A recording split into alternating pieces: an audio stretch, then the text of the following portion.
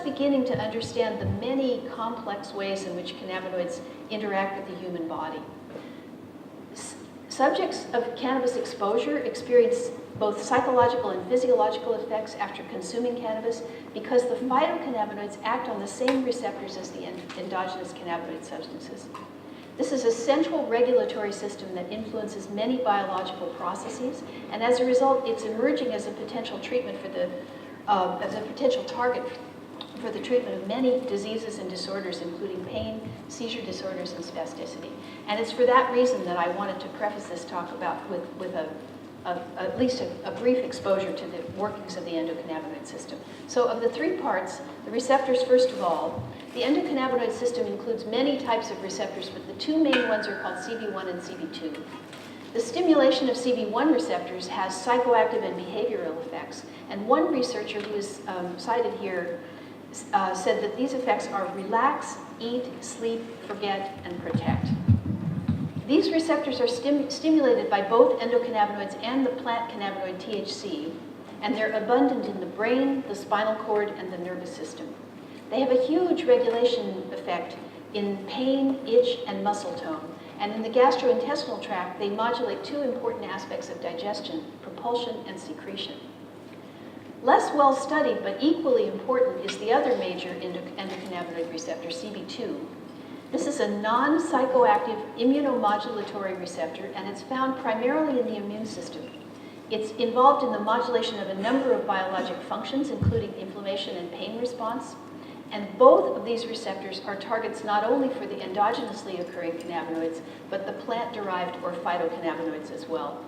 And here's a little compendium of where cannabinoid receptors are located, for the most part, in the body. There's a dense concentration of CB1 receptors in the cerebellum, in the basal ganglia, and the hippocampus. And this accounts for the effect of cannabis on motor tone, coordination, and mood state. But interestingly enough, there's a very low concentration of these receptors in the brainstem, which accounts for the remarkably low toxicity of cannabis. You couldn't overdose yourself with a room full of cannabis if you could consume it. The second part of the endocannabinoid system is the endocannabinoid substances themselves. And the two most well-studied ones of these are arachidonyl ethanolamine, which is also called anandamide, or AEA. And interestingly enough, the name anandamide was given to this substance by its discoverer, Dr. Raphael Mechoulam, based on the Sanskrit word ananda, which means bliss. The other one is called 2-arachidonyl glycerol, usually abbreviated 2-AG. And both of these endocannabinoids have a very interesting characteristic as parts of the neurotransmitter system. They're synthesized on demand. That means there's no evidence for their storage inside synaptic vesicles, unlike more familiar neurotransmitter substances. When these endocannabinoids are produced, they serve as retrograde synaptic neurotransmitters. Now what this means is that they travel backwards across the synaptic cleft from the postsynaptic to the presynaptic neuron. And when they do that, they provide feedback in the neuron that directly upregulates or downregulates the release of some other important presynaptic neurotransmitters, which you will probably recognize, which include GABA, dopamine, norepinephrine, glutamate, and others. The third component of the group that is the physical endocannabinoid system is the group of enzymes that either produces or breaks down the two major endocannabinoids, AEA and 2-AG. These enzymes could be interesting targets for drug development. They would be, for example, drugs could be developed that would be analogous to, say, for example, MAO inhibitors, which increase the supply of catecholamine. So the MAO inhibitors increase the supply of their substrate, which is catecholamine. Monoamine oxidase inhibitors, they remove the amine group from catecholamines.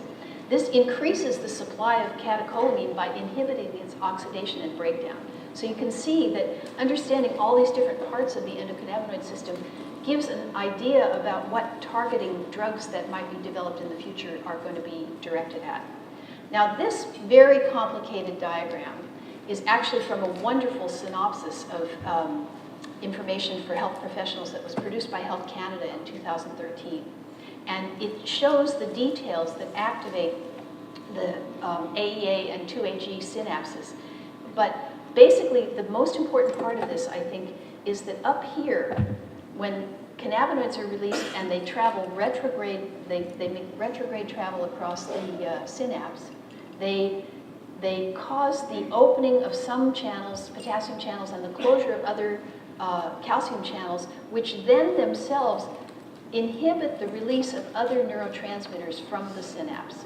So this is a very complex description, and it could take me 10 minutes to go through all of it. But if you're interested in it, it's in a publication called Information for Healthcare Professionals, Cannabis and the Cannabinoids, published by Health Canada, and it's available as a free PDF online. It was published in 2013. And if you're really interested in this topic, that I think is the probably most clear and accessible reference.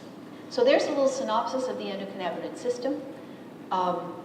Taken together, the three components, the receptors, the endocannabinoids, and their regulatory enzymes, can be thought of as a key mediator of physiologic homeostasis. So what happens when the endocannabinoid system is out of balance? Well, if it's hyperactive, well, if it's in balance, if the endocannabinoid system is functioning normally, you could expect that a person would enjoy a normal mental state, they wouldn't have pain, they'd have good digestive function. But under some pathological conditions, this system becomes dysregulated and contributes to some disease processes and symptoms. One of these is that we have observed that the endocannabinoid system is hyperactive in both the cardiovascular dysmetabolic system and in obesity. Now, experimental and clinical evidence supports the therapeutic potential that CB1 receptor antagonists at the CB1 receptor, which decrease endocannabinoid system activity, might be useful to treat overweight and obesity-related cardiometabolic disorders. And this kind of makes sense considering the well-known marijuana munchies and the appetite supporting the effect that Marinol has. But so this led to the development of a drug which was called Rimonabant. That was its generic name. Its brand name was Acomplia. That was supposed to reduce hunger and weight gain. This drug was approved in Canada and Europe and actually marketed, and it was marketed as an inverse agonist at the CB1 receptor. Now, an inverse agonist is an agent that binds to the same receptor as an agonist, but it induces a pharmacological response that is opposite to that of the agonist. That means that in this case, this particular drug antagonized the CB1 receptor so avidly that it drove down the baseline activity of the endocannabinoid system and lowered the endocannabinoid tone. Now, this was effective for weight gain, and it actually improved metabolic findings in the laboratory findings in the metabolic syndrome. But the trouble was that the widespread effects of this drug spilled over onto other systems that the endocannabinoid system affects and produced undesirable side effects such as depression and suicidality, which led to its removal from the market. So you have to be careful when you tinker with this system because it's very pervasive. Now, another form of endocannabinoid imbalance might be that the endocannabinoid system is hypoactive. The effects of Rimonabant that I just talked about were an extreme example of endocannabinoid system hypoactivity, but numerous mysterious disorders fit the description of clinical endocannabinoid deficiency. And there's some speculation in the literature that the endocannabinoid system plays a role in conditions like intractable depression, post-traumatic stress disorder, neuropathic pain conditions such as complex regional pain syndrome, post-herpetic neuralgia, and interstitial cystitis. And that's quite an interesting list because those are all problems for which we don't have very good other existing pharmacologic treatment. And if they are due to a dysregulation of the endocannabinoid system, they might potentially be subject to amelioration by correcting that irregularity. So one of the ways that that could happen is that we could block the hydrolysis or breakdown of anandamide in a way that might be analogous to the way that SSRIs allow the accumulation of serotonin. And that might be a potential treatment for some of these conditions. Now, I can't get into this in any great detail, but sometime I'll come back and give you an hour-long lecture on how the endocannabinoid system works and what we might be able to do with it. I just want you to be introduced to these terms so that I can talk about some of this in a more intelligent way. Now, I said that there was a whole group of endocannabinoids that occur naturally in the body, but there also are other types of cannabinoids or other classes of cannabinoids that affect the endocannabinoid system. These can occur naturally in plants, and they also can be synthesized in the laboratory. You know that there are two synthetic preparations of pure THC available in the United States by prescription, dronabinol and nabilone. THC, or tetrahydrocannabinol, or delta-9 tetrahydrocannabinol more specifically, and other active elements that are derived from the cannabis plant that interact with the endocannabinoid system are termed phytocannabinoids, or plant cannabinoids. And they have pharmacologic activity in the body because they have receptor-based effects on the endocannabinoid system. They also have some additional effects, including anti-inflammatory activities, which may not be receptor-mediated. And this is a subject for very much current study. I need to point out that not all cannabinoids are psychoactive. In fact, 4 cannabinoids that I list here, some examples of the phytocannabinoids, do not have any psychoactive properties at all. And only tetrahydrocannabivirin, or THCV, has mildly psychoactive properties other than delta-9 THC. Nonetheless, under the Controlled Substances Act, each of these cannabinoids is classified as a Schedule I substance because they naturally occur in the marijuana plant. I told you I wanted to say something about the entourage effect. We know quite a lot more about THC and CBD than some of the other cannabinoids, but it's useful at the current state of research not to neglect the way in which the plant constituents work synergically. Now, I mentioned Dr. Raphael Mechoulam, who is the discoverer of the nature of the endocannabinoids. Most of the best research on this kind of aspect of cannabinoid use has been done in Israel and mostly in his laboratory. And this is his description of the entourage effect given in an interview that he gave in 2014. Dr. Mechoulam stated, there are more than 480 natural components found within the cannabis plant, of which only 66 have been classified. Together, all these components of the cannabis plant likely exert some therapeutic effects, more than any single compound alone. While science has not yet shown the exact role or the mechanism for all of these various compounds, evidence is mounting that these compounds work better together than in isolation, and that is what's called the entourage effect.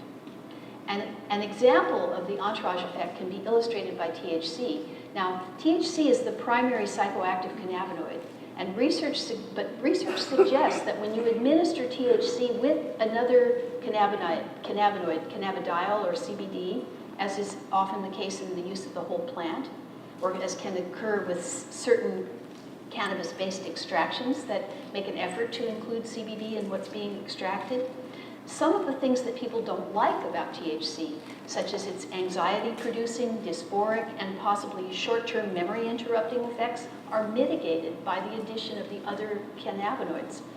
Other non-cannabinoid components in addition, such as terpenes or terpenoids, which I'm going to talk about in a minute, may also have a mitigating effect on THC side effects. So there's increasing evidence to suggest that cannabinoid drugs can, I think this is an important point for this group.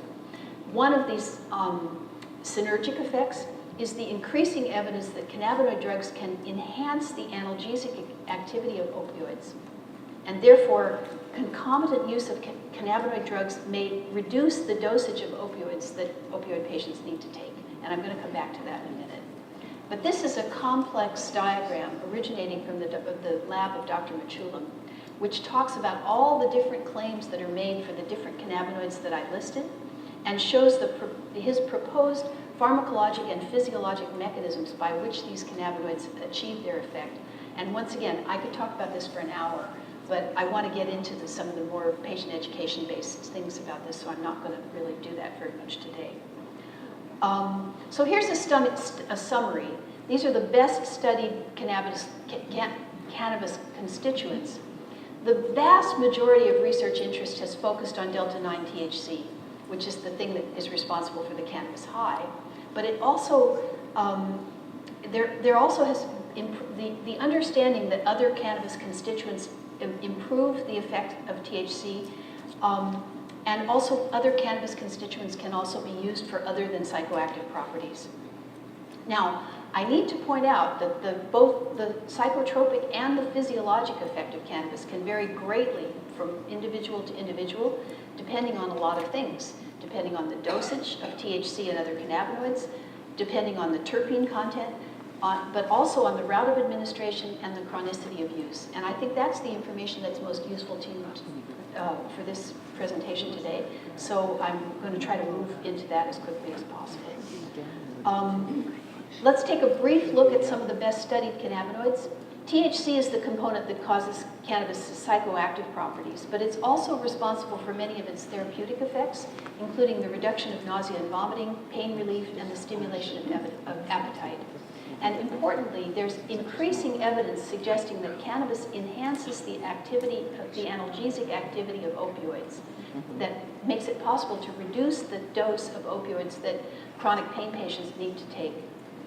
Investigators initially thought that cannabis and opioids acted on the same pain pathways, but preclinical research in the last decade has actually indicated otherwise.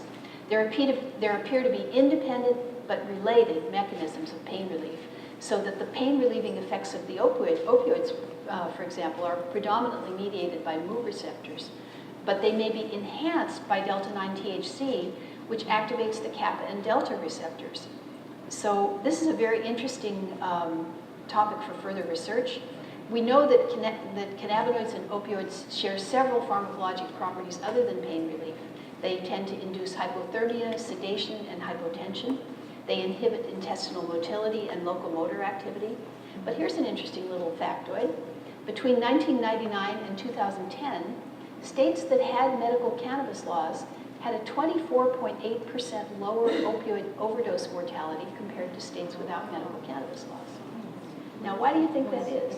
There are a number of possibilities why that could be. It could be that people who like to get high figured out that it's safer to get high on cannabis than it is on opioids. Or it could be that people who need opioids for pain relief discovered that if they used cannabis along with their opioids, their need for a higher opioid dose went down. If I were starting out in healthcare right now and I had, for example, a PhD thesis to write, this might be a really interesting topic to write about. Cheaper? Also cheaper, also in many places legal. Doesn't bring you into contact with criminal elements. There are lots of, turn the rock over and see what's underneath there. There are lots of reasons why that could be the case. But that data has been collected across quite a number of states over a period of 10 years. And it's a very interesting piece of information considering that concern about opioid overdose is a major national issue at the moment. Beside delta-9 THC, CBD is the most studied plant cannabinoid. If you do a keyword search in PubMed, there are about 16,000 papers pertaining to CBD. And scientists' interest in CBD has been increasing exponentially recently. Even a cursory review of the literature suggests that CBD holds the potential to treat dozens of serious and life-threatening conditions. But unfortunately, there have been few studies that administered CBD directly to humans. And most of those, most of those are small, but at least they're reassuring. CBD appears to be safe for human consumption, and in one clinical trial, oral administration of 600 milligrams of THC was, oral administration of 600 milligrams of CBD was associated with no acute behavioral or physiological effects, and no increased heart rate, no sedation. According to the authors of this study, in healthy volunteers, CBD is safe and well tolerated. Several studies suggest that CBD is non-toxic in short-term use, that it doesn't induce changes in food intake, it doesn't induce catalepsy, it doesn't affect physiologic parameters like heart rate, blood pressure, and body temperature, doesn't affect the gastrointestinal transit time, doesn't affect psychomotor or psychological functions. But there are limited long-term safety data for the use of CBD in humans. Although there's been many patient years of exposure to nabiximols, which is a pharmaceutical oral mucosal spray that contains equal parts of THC and CBD, and which is approved for pharmaceutical prescription in Europe and in Canada. The study that's cited on this slide, for example, concluded that chronic CBD administration, even in doses of 1,450 milligrams a day, is non-toxic, well-tolerated, and safe for human consumption. Now, that's not to say CBD is an ideal drug or that there's nothing about it that you need to pay attention to. CBD can induce some side effects. It doesn't usually induce sedation, except sometimes in, for example, children who have these very difficult to treat and intractable seizure disorders who are probably taking a cocktail of other medications. Sometimes CBD seems to induce some sedation in them. Also, CBD can inhibit hepatic drug metabolism. There's some theoretical risk of immunosuppression also because CBD has been shown to affect cytokine production, but those experiments have all been done in vitro. Now, I'm just going to show you these next few slides. These are about other cannabinoids. These are all animal studies or in vitro studies that show a tendency for these substances to act in a variety of ways. And all of these slides and the references they contain should be in the handouts that accompany these lectures. So if you want to look this stuff up, here's the information with which you do it. These are the non-predominant, non-well-known cannabinoid constituents. Remember I said tetrahydrocannabidiol is slightly psychoactive, but these are sort of the lesser-known constituents of the cannabis plant. And remember, Dr. Machulam said there are 480 possible constituents, of which 66 have been identified so far as potentially active. And I'm only talking about 6 of them. So I can't really do very much more of that, but I do want to talk about metabolism of THC particularly, because THC is always the thing that people are concerned about. It's the thing that gets people high. THC metabolism occurs really quickly, mainly in the liver. THC is largely hydroxylated, but it's also to some extent conjugated and oxidated. It's metabolized this is an important factor about THC. THC is metabolized in the liver to 11-hydroxy-THC. So you start out with delta-9 THC, and after it goes through first-pass metabolism, what you get is a different chemical substance, 11-hydroxy-THC.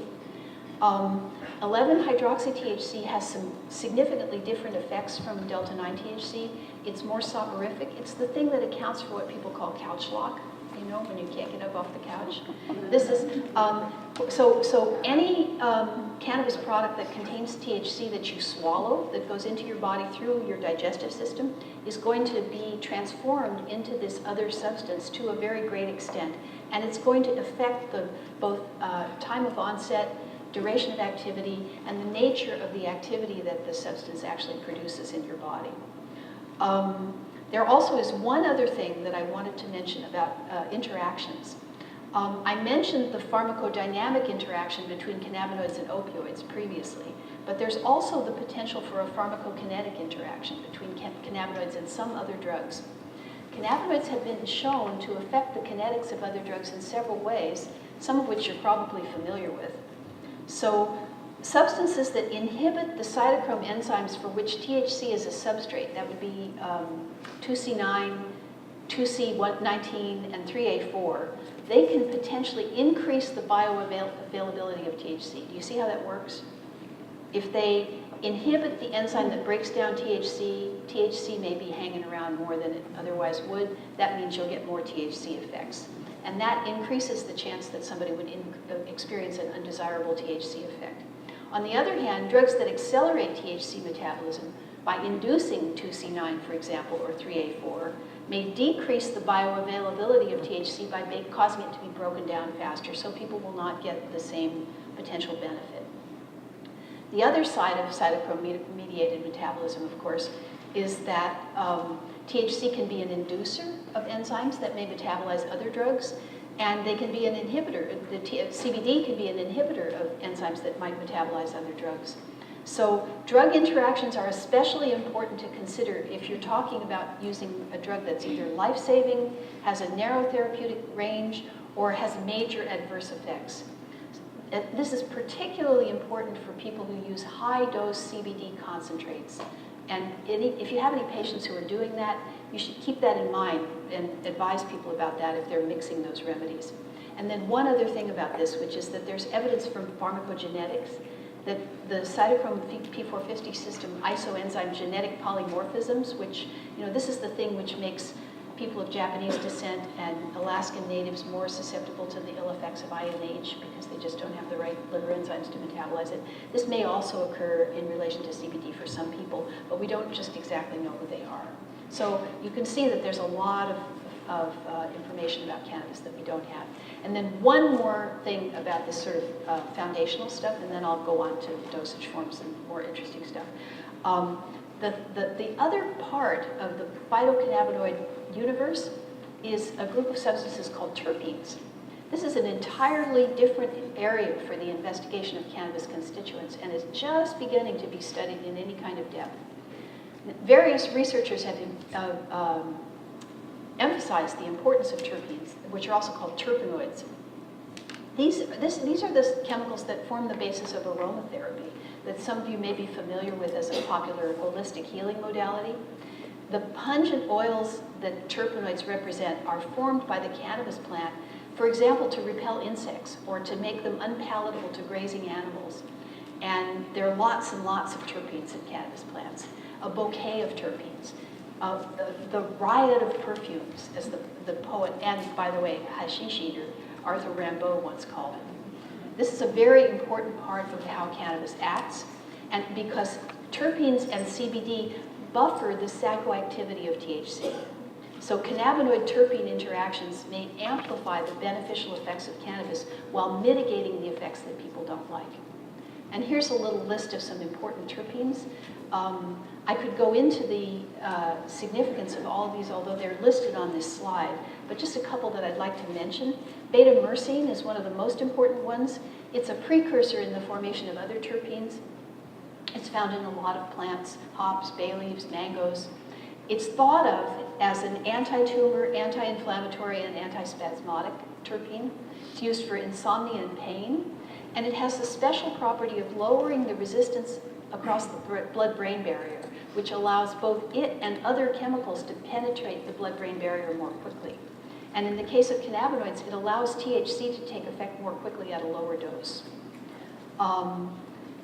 Linalool is another terpene I'd just like to mention. It's probably best known for its pleasant floral odor. It's the smell of a lavender plant.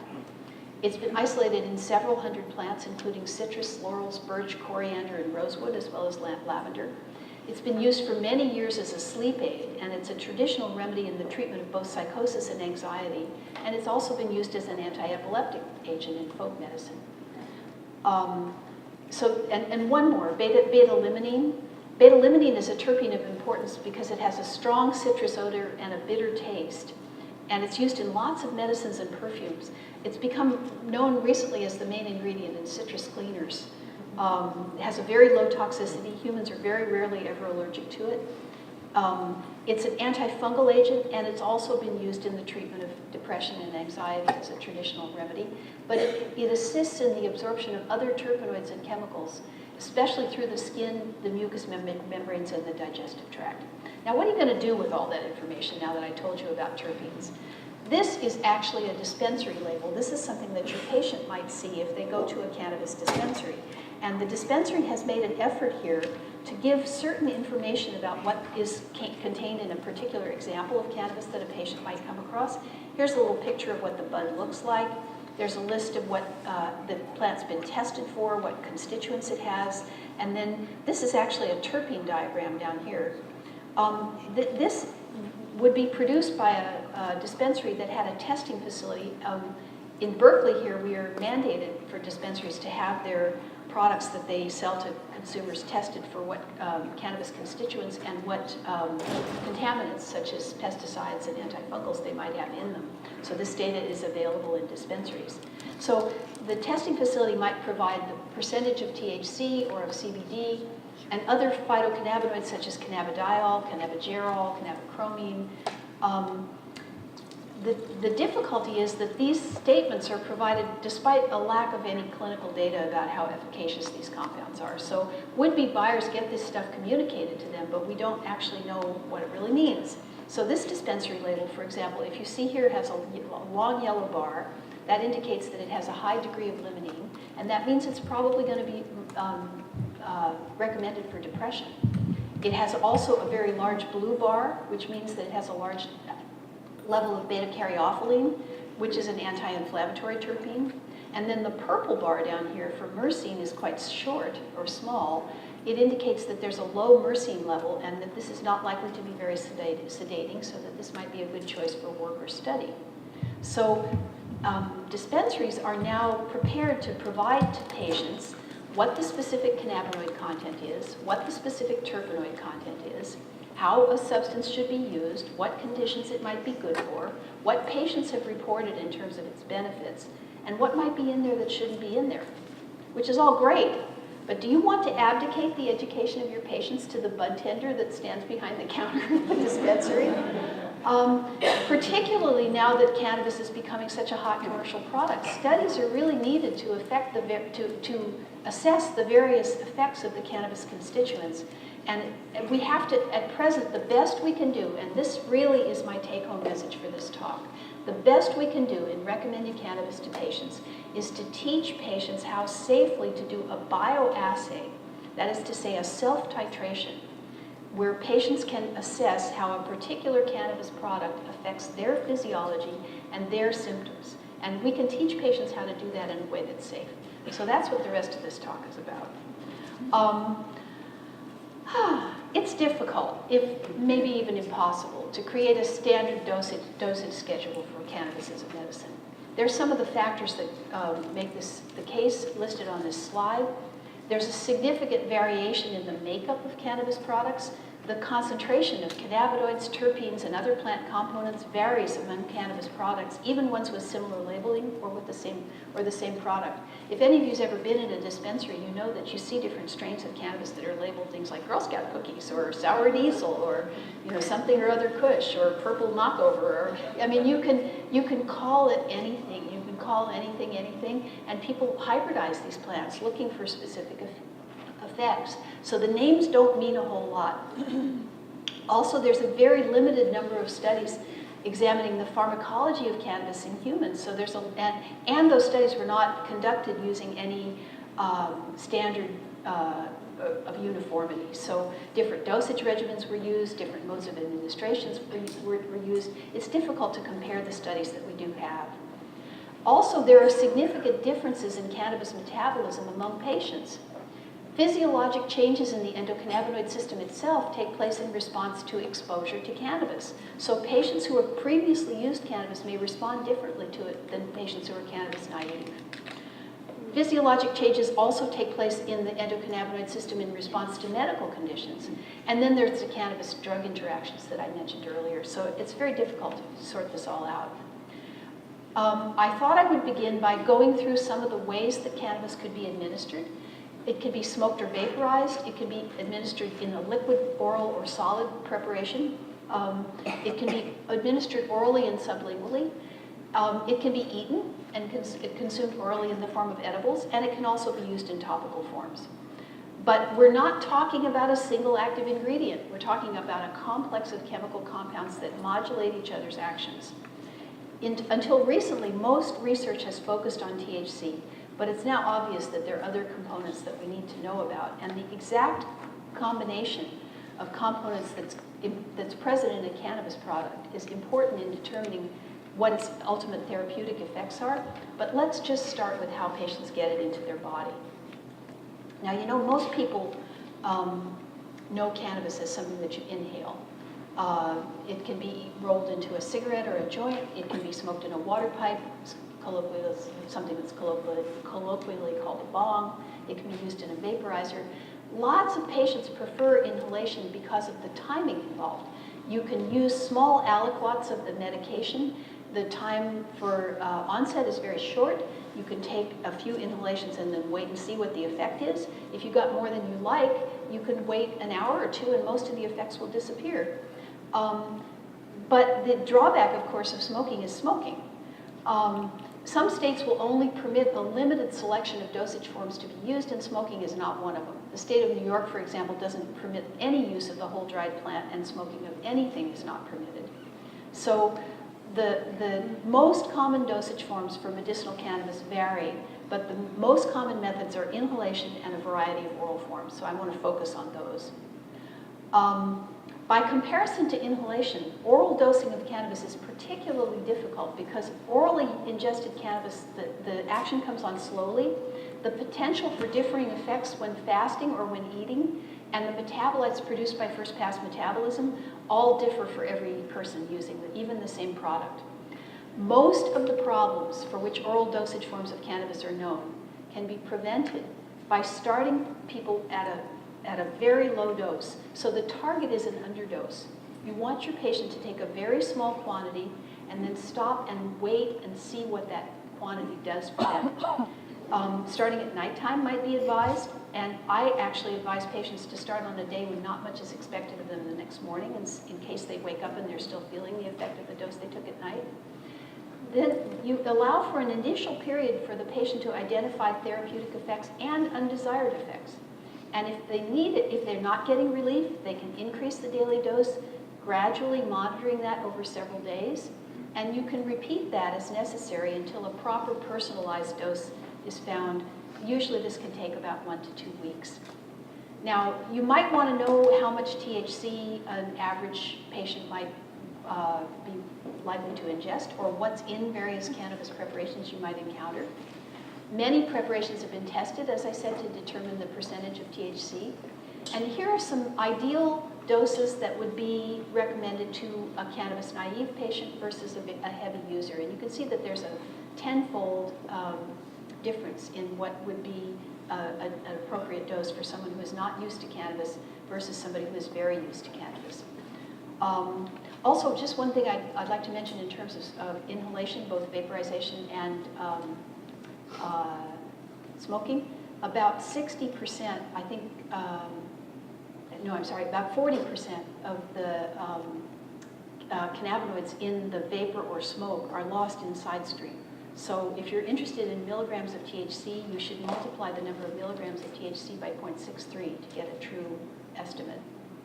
I found this to be an interesting slide because this shows ratios of CBD to THC. Now remember, CBD is not psychoactive, but it tends to mitigate the psychoactivity of THC when it's given with it. The best ratio for most users, especially naive users, might be 1-to-1 or slightly more CBD than THC, so the lower end of this spectrum. 1-to-1 CBD to THC was akin to what would have been found in plants in Afghanistan and Morocco years ago before selective breeding changed it all to be about THC. But this differs according to the route of administration. So if you're going to smoke herbal cannabis in a cigarette or pipe, this is the simplest mode of administration. And as I said, the drawback of smoking is the smoke. You don't see a cow out standing in a field with a mouthful of burning straw. This is not a natural behavior. Cannabis and tobacco smoke contain a similar range of harmful bronchial irritants and carcinogens. Now, lots of people who are not smokers would like to smoke in a water pipe. Drawing smoke through water removes the gas phase smoke toxins, which would be carbon monoxide, acetaldehyde, ammonia, and nitrosamines. This is why bomb water smells so nasty. But particulate phase toxins, such as the polycyclic aromatic hydrocarbons, are not removed by water pipes. Many non-smokers like water pipes because they cool the smoke and make it easier to inhale, but most phytocannabinoids are about the consistency of rubber cement. So they're not water soluble, and they tend to cling to the sides of the container to which they're exposed. And Geringer, who did the best study of the modes of administration, whose study is cited here, reported that water pipes remove more THC than tar. As a result of this finding, he hypothesized that the use of water filtration induces users to smoke more cannabis to compensate for the THC loss. So they end up, the net inhalation effect is more tar, and it wastes the cannabis. So I try to steer patients away from water pipes, and I'm not going to discuss them today. The psychoactive effects of inhalation occur within 90 seconds. It's akin to IV administration. They reach their maximum after about 15 to 30 minutes, and they taper off within about 2 to 3 hours. The venous blood levels of THC fall precipitously within minutes, and within an hour, they're 5 to 10% of the peak level. And plasma clearance of THC is about 950 milliliters a minute, which is about the rate of hepatic blood flow. But the disappearance of THC from the blood doesn't mean it's left the body. It means it's been redistributed to other tissues. And mostly that's fatty tissue. This is just some data that you might like to have about how much cannabis is in what. I'm not going to read it to you because it's largely a lot of numbers, but this is all in your handout. A single intake of smoke from a pipe or a water pipe or a joint is generally called a hit. And the average plant hit weighs in the order of about 1/20th of a gram. So the average hit has between 2 to 6 milligrams of THC. Now remember the slide that showed the difference between how much THC a naive user can handle versus how much THC a more experienced user can handle. This depends, of course, on the THC content of the flowers that are being used, but about 40%, and also 40% of the active ingredients is lost in the side stream smoke. So, but this is just a kind of rule of thumb for what you get from this. This is a joint. This is an average rolled cannabis cigarette. This, on the other hand, is a blunt. This is a cigar wrapper that's been emptied out and filled with cannabis. And blunt is also a term that's used for a combination of tobacco and cannabis rolled in the same cigarette. This is a common way that cannabis is smoked in Europe. And so people are exposed not only to the cannabis, but also to nicotine with this particular form. It's a common way in the United States, too. Yeah, Yeah. absolutely. But it's more typical in Europe than it is in the United States. The largest case-controlled study of the respiratory effects of cannabis said it was not associated with lung-related cancers, even among subjects who reported smoking more than 22,000 joints in their lifetime. And you can see there's a study there that's cited by Dr. Donald Tashkin. I was actually at the Normal Conference when he presented this study, and nobody was more surprised than him. He said, we hypothesized there would be a positive association between marijuana use and lung cancer, and that the association would be more positive with heavier use. We found instead that there was no association at all, and even a suggestion of some protective effect. And also Pletcher's study, which is also cited here, says moderate cannabis smoking, defined as 1 joint a day for 7 years or 1 joint a week for 49 years, was not associated with adverse effects on pulmonary function. Now, remember I said inhalation is great because you can control the dose and it comes on quickly and all that sort of thing. There's another way to inhale, though, that doesn't involve smoking, and this is the direction that I try to steer those of my patients. Any of my patients that consume more than 4 grams of cannabis a week, I try to steer toward vaporization, because I think all in all it's a healthier way to do this. This is some data about vaporization.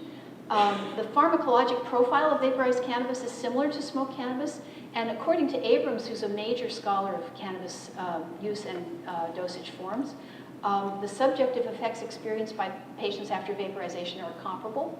Cannabinoids vaporize at temperatures well below the point at which the plant material burns. So there are few or no combustion byproducts, such as soot or the polycyclic aromatic hydrocarbons that I was complaining about earlier, in the vaporized cannabis.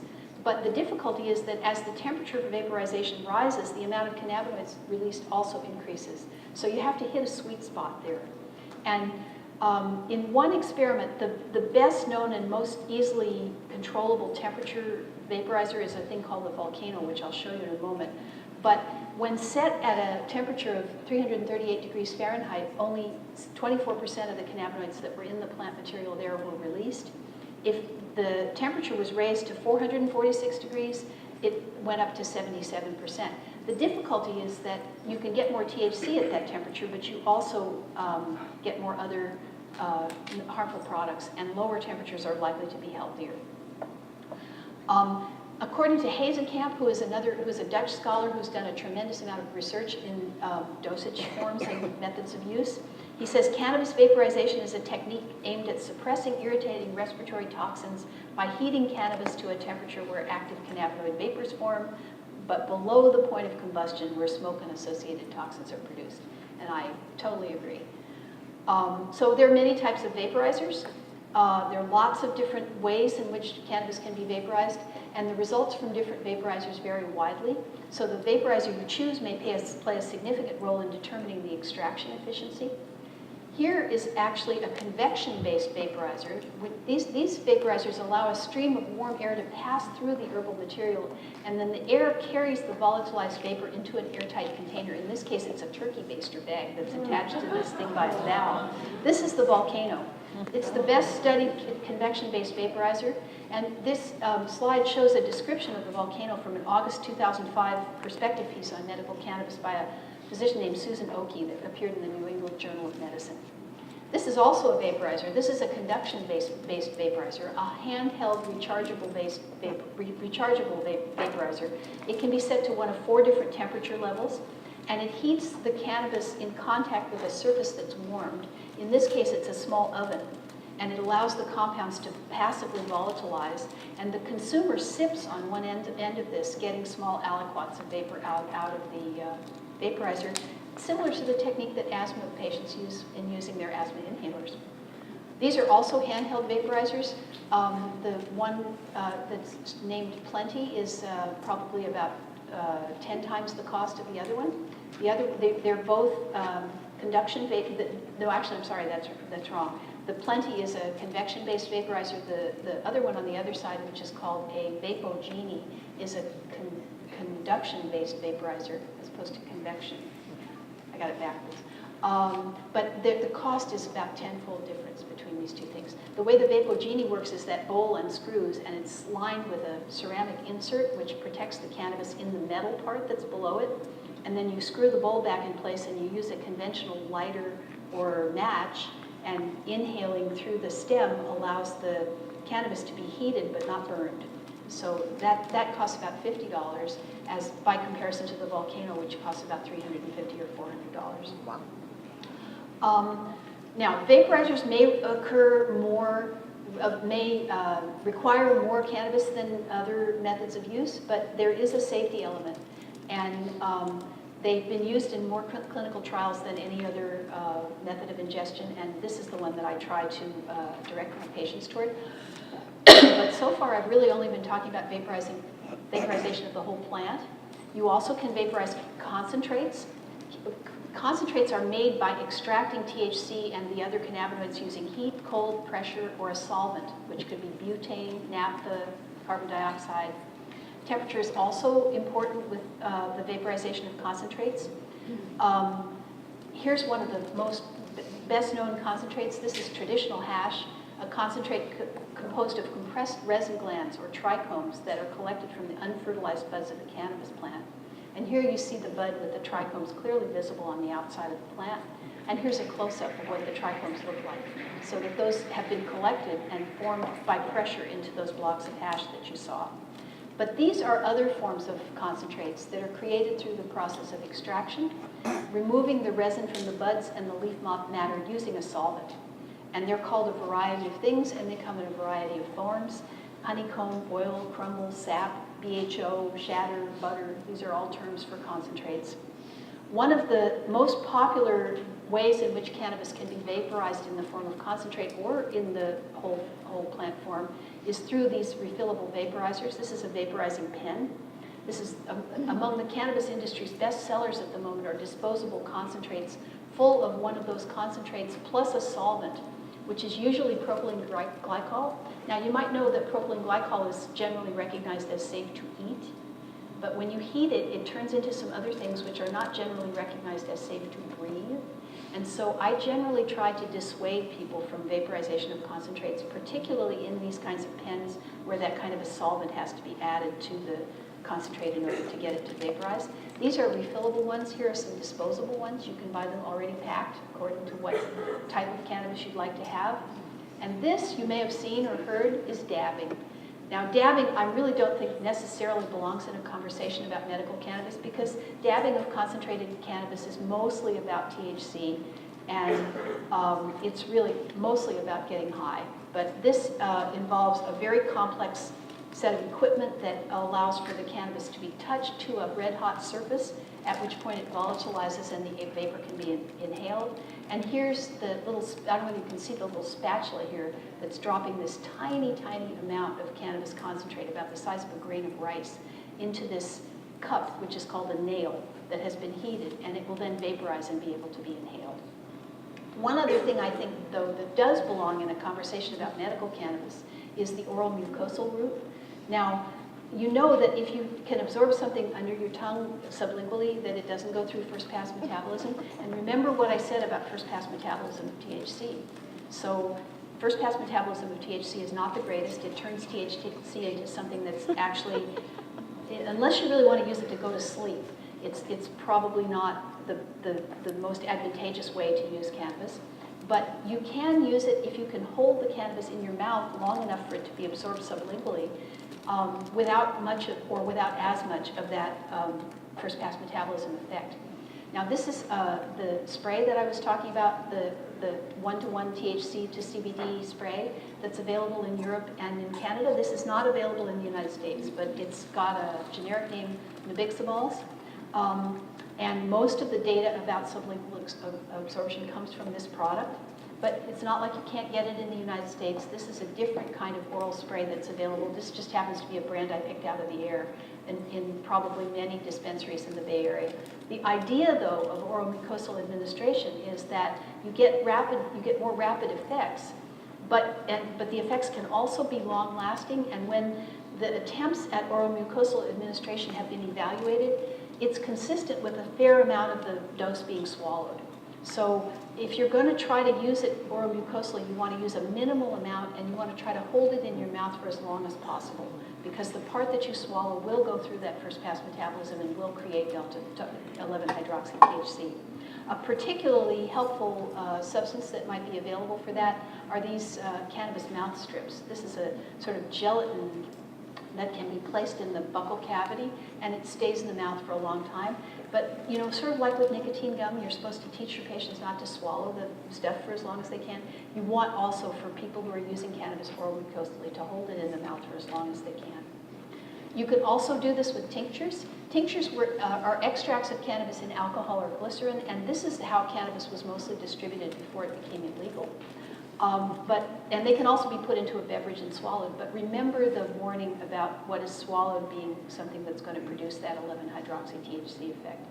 And here are some contemporary tinctures that are used oral mucosally and also orally. Oral consumption, on the other hand, cannabis can be extracted into oil or butter, it can be made into capsules, it can be ingested or used as a food ingredient. You certainly have heard of this. This is a cannabis-related brownie. Did any of you come across the story that was written just after cannabis legalization passed in Colorado, where Maureen Dowd went to a dispensary and bought some brownies and then went home to her hotel room, and they told her that she should eat about a quarter of a brownie, but they were good brownies, so she ate a whole brownie. And then she was alone in her hotel room with a box of brownies, and so she ate another brownie. And then she spent the next 36 hours holding onto her bed. And then she went home and wrote about it, verifying everybody's worst nightmares about cannabis. The amount of cannabis that constitutes a dose in oral forms is often a very small fraction of what would be a normal dose of that candy or a baked good or chocolate. I would advise any patient using any oral form of cannabis to use whatever they tell you is a dose. Start with no more than an eighth of whatever they tell you is a dose, and take a picture of it or weigh it and measure it before. And the other thing is you have to wait. If you have food in your stomach, you have to wait at least 2 hours before you can appreciate what the full effects of cannabis are taken orally. If you have an empty stomach, perhaps slightly less, but so many people have made the mistake of thinking, well, that didn't do anything, and then they ingest some more, and then they're on a rocket sled that's going to go someplace, and they're not going to be able to get off for a few hours. Many other oral forms other than confections are available. These are cannabis capsules. Now remember that oral administration might be difficult for patients who are nauseated or who are anorexic or vomiting, but there are lots of ways to ingest cannabis orally. These are just pictures of a few that might be available locally in dispensaries. This is a lozenge, cannabis lozenge. This is a chocolate chip cannabis cookie. Cannabis in oil form that can be ingested in capsules. This is a cannabis fortified coffee, cold brew cannabis coffee. Here's a cannabis lollipop. And here's good old cannabis tea. This actually comes from Holland. You have to add a solubilizer to this if you want it to really work. What they add in Holland is powdered coffee creamer. This is cannabis chocolate. Watch out, this is very good chocolate. And, cannabis-infused olive oil, honey, and a variety of soft drinks. So there are many, many oral forms of cannabis. I wanted to just make a quick allusion to the prescription of cannabis. You know that Marinol is available on a conventional prescription for the treatment of nausea and vomiting associated with chemotherapy and for the treatment of anorexia and weight loss associated with HIV/AIDS. Many patients found Marinol to be excessively sedating for the THC, delta 11-hydroxy-THC reason that I just mentioned to you, and mostly people really don't like it. It's very difficult to dose, and it doesn't have the benefit of other cannabis forms, which is that patients can self-titrate because it only comes in a couple of dosages. So here are all the bad things that I think about nabilone and dronabinol. We rarely ever prescribe it. And if we do, I have people actually prick the capsule and take a drop of the sesame oil that's inside of it and put it on a cracker to try to see if that's going to be too much for them. Because taking a whole capsule is a very unpredictable thing, and I wouldn't advise any patient to do that. And then lastly, cannabis can be applied topically. I didn't actually believe this. The first time a patient came to my office and said that he put cannabis liniment on his arthritic knees, I laughed. But he was right, and he informed me that his Mexican-American ancestors had been using cannabis in that way for many generations, and I know now that I was wrong. Cannabis is a very good treatment for skin conditions, and also can be a good penetrant for some of the kinds of things that you would use a counter-irritant like Bengay or something like that. It works very well for that. So this is a cannabis-based liniment. Here's some cannabis-based cosmetics intended to clear up some different kinds of skin conditions. The dose, of course, like any other topical form, is determined by the area to be covered, and you have to be careful because applying it to broken skin, or where the skin is kept moist, or where you cover the skin, will increase the penetrance of cannabis in that area, just as it will with any other dermatologic preparation. Here's a cannabis bath soak, a cannabis massage oil, and then we now have cannabis transdermal patches that are formulated sort of like the nicotine patch, and they release a varied amount and kind of cannabinoids. But many people really like them. They're not widely available, but I think that they probably are going to become more available. This is one manufacturer, and here's another one. Now, you might have heard, and I feel like I would be remiss if I didn't at least mention, about the use of high-dose oral cannabis. There are several different ways in which this can be done. People use a Canador, which is an oral capsule that contains whole plant cannabis. It's standardized, it's been used in clinical trials, it's a registered trademark in many countries. Typical dosage is 3 times a day, but people should go very slowly with approaching this kind of drug, and the kind of self-titration that I was talking about is extremely important. High-dose cannabis requires the development of tolerance. Here's the way in which some high-dose cannabis preparations are usually presented, and I feel like I wouldn't be doing a good job for you if I didn't say this. One of the more distressing situations that people who believe in cannabis as a medicine increasingly face is trying to counsel patients who have a curable diagnosis, but they want to forego conventional treatment in favor of depending on cannabis to eradicate their problems because of testimonials that they hear from people that claim results. It's true that a cannabis product, that there is some, the reason I showed you all those slides that I didn't go over about the other cannabinoids is that there's preclinical evidence that there may be some direct anti-cancer activity, for example, that's provocative about cancer. But research is clearly warranted to investigate this, and I want to make it clear that there is no convincing demonstration that the in vitro or animal models will translate in the clinical arena. So a clinician advising patients on the use of cannabinoids should be aware that those are preclinical findings. You shouldn't reflexively advise people to stay away from cannabis, but cannabis is a treatment for symptoms. It does not, in any way that we can prove or would be able to hold as evidence, cure cancer or any other significant illness of that kind. So I think it's important. That, you know, but this is a good drug. I mean, you could suggest to a patient who is really suffering to be able to suggest a single agent that could be good for nausea, anorexia, pain, insomnia, and anxiety, instead of writing 5 or 6 prescriptions for drugs that might interact with one another. Actually, there's some merit in that. So we just have to be careful about what we recommend. By and large, the Institute of Medicine says cannabis is extremely safe.